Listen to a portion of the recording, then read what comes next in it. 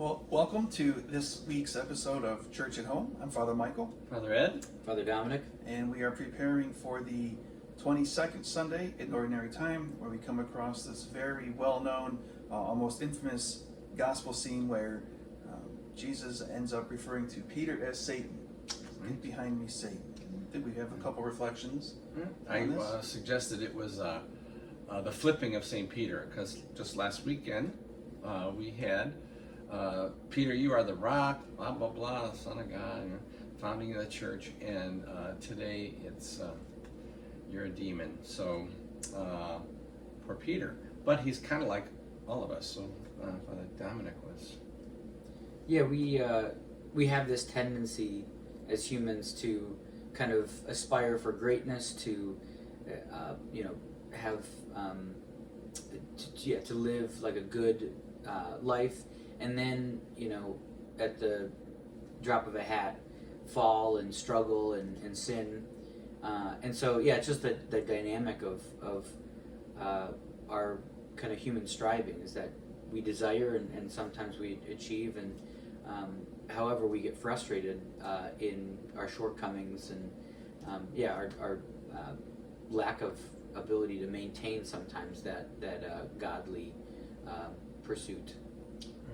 We have a beautiful expression from the letter to the Romans, is that do not allow yourselves to be conformed to this age, but rather permit or give into the transformation of your mind. And so that's the journey and the struggle, right? Do we go the world's way, or do we go God's way? And Father Michael was suggesting that Peter gives us a great image of that difference of position.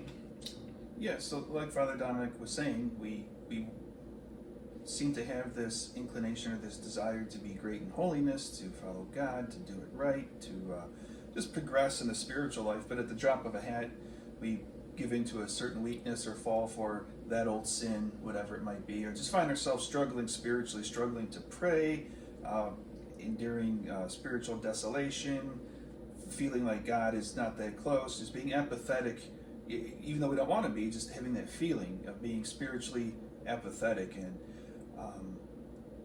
to play off of the St. Paul's letter to the Romans, which is in the second reading that Father had mentioned, in conforming our hearts, our minds to God, I mean, we should keep our focus on Him and follow Him, follow Jesus. So when things like Father Dominic mentioned happen, like Peter, when those things happen, we tend to get out in front of Jesus and we're seeing the world as human beings do, as it says in the gospel, as opposed to how God does, because we're not looking at God anymore. Now we're out in front of Him, out in front of Jesus, trying to look around bewildered and lost, trying to go our own way. So the remedy for that is to get back in line, to get behind me, to get behind Jesus, and to follow Him with our eyes fixed on Him, on God. And I think the reality is, although this kind of moment for Peter can seem like a major setback,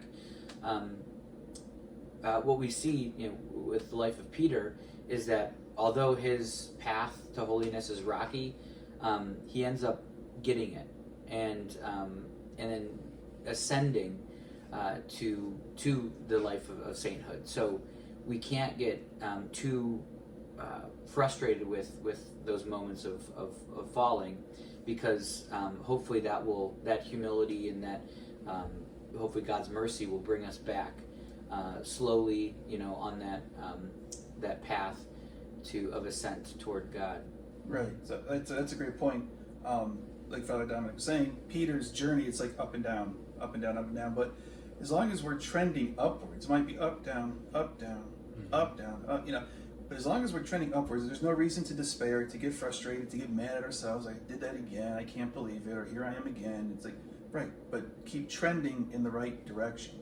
Keep following that remedy of getting back behind Jesus and continuing moving forward. And you are advancing in holiness when you do that. I oftentimes image it as a spiral staircase, so that in a spiral staircase you have some poles that are holding the spiral staircase, and you're going up this way. And so maybe whatever this problem is on this pole, the sin, this weakness, you came down here and think, oh, thank God I got that handled. And then you're going up, and all of a sudden you come by and here it is again.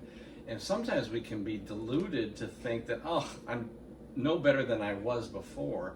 But actually, if we understand it, as fathers are saying here, is that no, you're never completely away from it, but you are at it at a new place. So don't lose your confidence, don't lose hope.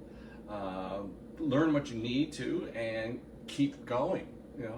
So it's a journey to the kingdom of heaven. So, all right, great. Persevere.